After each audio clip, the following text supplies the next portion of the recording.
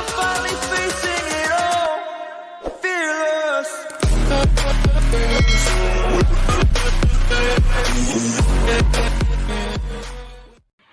Halo teman-teman semua, kembali lagi bersama saya di channel Idealis FJR.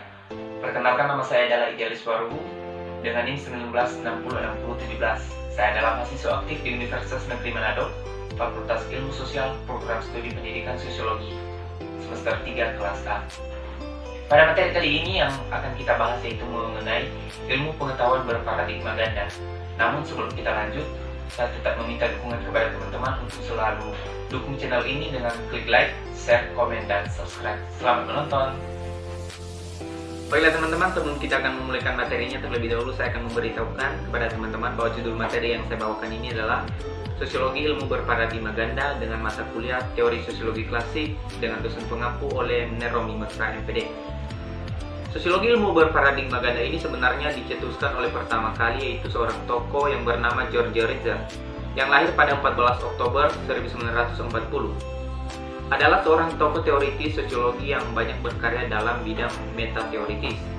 Sebagai seorang yang tidak memiliki gelar di bidang sosiologi maupun latar belakang formal di bidang sosiologi, beliau telah mengajar di jurusan sosiologi di berbagai negara selama lebih dari 30 tahun. Tokoh sosiologi ini sebenarnya tidak ada latar belakang formal di bidang sosiologi, tetapi beliau ini telah mengajar di jurusan sosiologi di berbagai negara selama 30 tahun.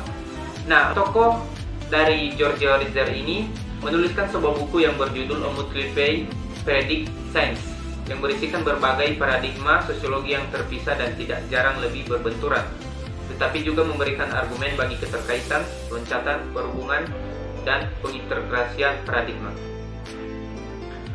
Berbicara mengenai paradigma, sebenarnya paradigma pertama kali digagas oleh seorang tokoh yang bernama Kuhn, di mana Kuhn mengatakan bahwa ilmu pengetahuan pada waktu tertentu didominasi oleh satu paradigma tertentu. Artinya di sini bahwa ilmu pengetahuan pada suatu waktu akan membutuhkan yang namanya paradigma, di mana paradigma ini akan menjadi pandangan landasan atau pandangan yang mendasar dalam menentukan apa sih yang menjadi pokok permasalahan dalam suatu cabang ilmu tersebut. Kemudian kita akan lanjut pada 3 pembagian atau mastermind, 3 bagian besar dari paradigma, di mana yang pertama itu paradigma metafisik, paradigma sosiologi, dan paradigma konstruk. Kita akan masuk pada paradigma yang pertama, yaitu paradigma fakta sosial. Fakta sosial inilah yang menjadi pokok persoalan penyelidikan sosiologi, di mana fakta sosial dinyatakan oleh Emil Durkheim sebagai barang sesuatu yang berbeda dengan ide.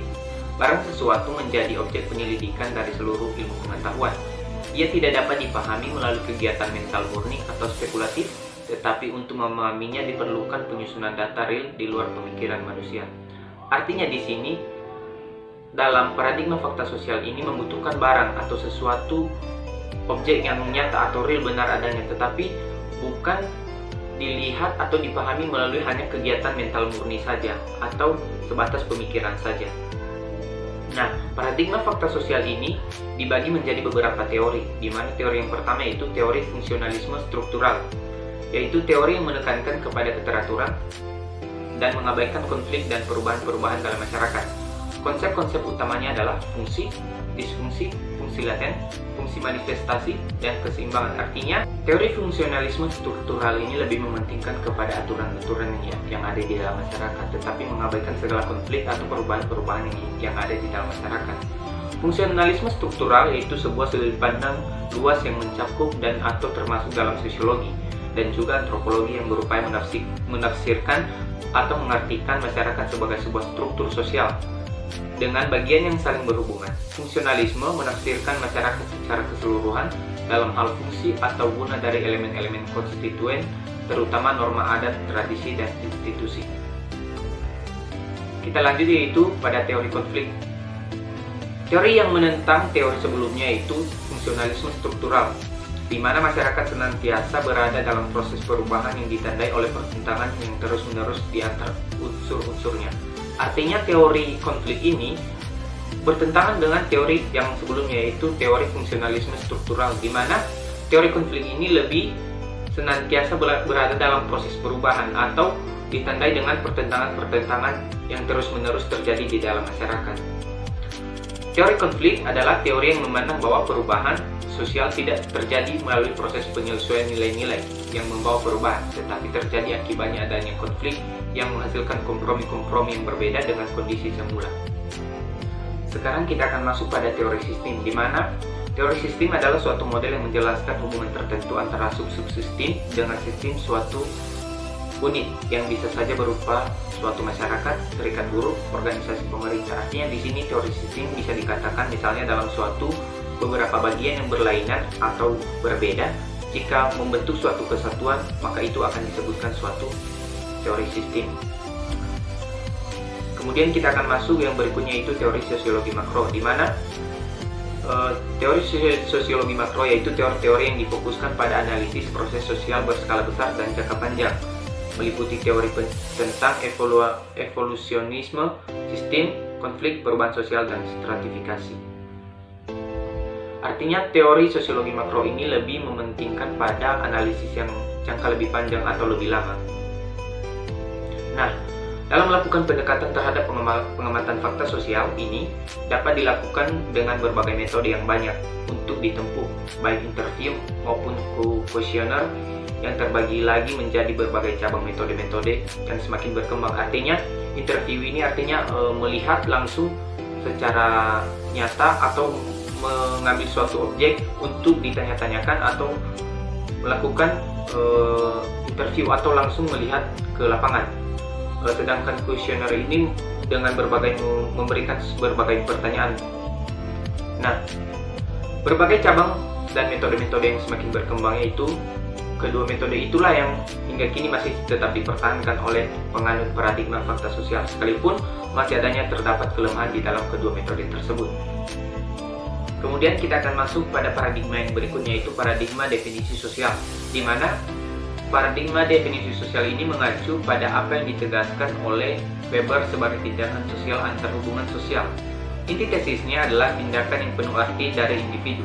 Yang dimaksudkannya adalah sepanjang tindakan itu mempunyai makna atau arti subjektif bagi dirinya dan diarahkan kepada tindakan orang lain. Artinya di sini individu atau manusia akan menjadi aktor atau memberikan misalnya aksi kepada orang lain, maka jika hubungan tersebut memiliki tindakan atau respon dari orang lain tersebut juga, maka akan disebut definisi sosial atau aksi sosial.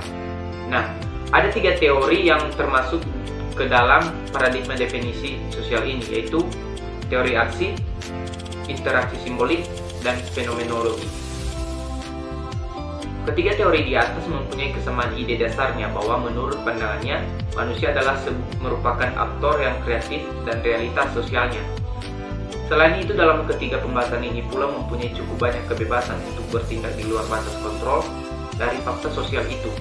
Sesuatu yang terjadi di dalam pemikiran manusia antara setiap stimulus dan respon yang dipancarkan. Menurut ketiga teori ini adalah merupakan hasil tindakan kreatif manusia, dan hal inilah yang menjadi sasaran perhatian paradigma definisi sosial. Sehingga secara umum dapat dikatakan bahwa penganut ketiga teori yang termasuk ke dalam paradigma definisi sosial ini membolehkan sosiolog untuk memandang manusia sebagai pencipta yang relatif bebas di dalam dunia sosialnya. Kita masuk pada teori yang pertama, yaitu teori tindakan. Adalah teori di mana suatu aksi yang memiliki makna ketika individu berinteraksi dengan individu lain dan hasilnya tersebut mempengaruhi perilaku individu lainnya. Ya, sama seperti yang telah saya katakan tadi, jika misalnya individu yang satu memberikan aksi kepada individu yang lain, maka jika individu tersebut berinteraksi dengan individu yang memberikan aksi, maka akan disebut sebagai teori tindakan atau aksi. Kemudian yaitu teori interaksi simbolik, merupakan teori yang memiliki asumsi bahwa manusia membentuk makna melalui proses komunikasi. Teori interaksi simbolik berfokus pada pentingnya konsep diri dan persepsi yang dimiliki individu berdasarkan interaksi dengan individu lain. Nah, menurut Herbert Blumer, terdapat 3 asumsi dari teori ini. Yang pertama, manusia bertindak berdasarkan makna yang diberikan orang lain kepada mereka. Kemudian makna diciptakan dalam interaksi antar manusia. Dan yang terakhir yaitu makna dimodifikasi melalui interpretasi. Teori yang berikutnya itu fenomenologi. Nah, secara literal, fenomenologi adalah studi tentang fenomena atau gejala yang mencakup penampilan sesuatu atau sesuatu bagaimana mereka tampil dalam pengalaman manusia, atau cara manusia dalam mengalami sesuatu tersebut di dalamnya, arti dari sesuatu tersebut yang dimiliki oleh manusia dalam pengalamannya. Nah, teori fenomenologi ini artinya lebih pada pengalaman. Jika misalnya dalam pengalamannya ada aksi, maka jika ada terjadi perubahan-perubahan perilaku pada orang tersebut, maka itu disebut sebagai teori fenomenologi atau berdasarkan pengalaman yang telah dialaminya. Kemudian kita masuk pada paradigma yang terakhir, yaitu paradigma perilaku sosial. Seperti yang dipaparkan pembahasan sebelumnya, bahwa paradigma ini memiliki perbedaan yang cukup prinsipil dengan paradigma fakta sosial yang cenderung perilaku manusia dikontrol oleh norma. Secara singkat, pokok persoalan sosiologi menurut paradigma ini adalah tingkah laku individu yang berlangsung dalam hubungannya dengan faktor lingkungan yang menghasilkan akibat-akibat atau perubahan-perubahan dalam faktor lingkungan menimbulkan yang berpengaruh terhadap perubahan tingkah laku. Jika terdapat hubungan fungsional antara tingkah laku dengan perubahan yang terjadi dalam lingkungan aktor. Nah, paradigma perilaku sosial ini lebih terfokus pada yang dipengaruhi oleh lingkungannya, bukan antara individu dengan individu atau manusia dengan manusia, tetapi paradigma perilaku sosial ini lebih dipengaruhi oleh lingkungan yang ada di sekitarnya. Nah, paradigma perilaku sosial ini ada dua teori, yaitu pertama teori sosiologi perilaku. Teori ini memusatkan perhatiannya pada hubungan antara akibat dari tingkah laku yang terjadi di dalam lingkungan aktor dengan tingkah laku aktor, khususnya yang dialami sekarang oleh si aktor. Nah, artinya dengan adanya perilaku-perilaku yang ada di dalam lingkungannya atau manusia perilaku aktor tadi, maka si yang menerima perilaku tersebut atau aksi tersebut dengan secara tiba-tiba akan berubah berperilaku yang lain dengan yang sebelumnya. Nah, yang kemudian yaitu teori perubahan, di mana teori perubahan ini yaitu dibangun dengan maksud sebagai reaksi terhadap paradigma fakta sosial, terutama menyerang ide yang secara langsung dari tiga jurusan, yaitu yang pertama pandangan tentang emergensi, pandangan tentang psikologi, dan metode penjelasan dari survei.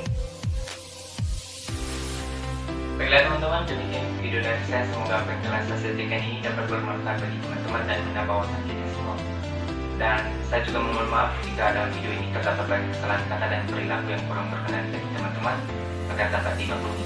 Sekali lagi saya ingatkan kepada teman-teman untuk selalu support channel ini dengan cara like, share, komen, dan subscribe. Terima kasih telah menonton.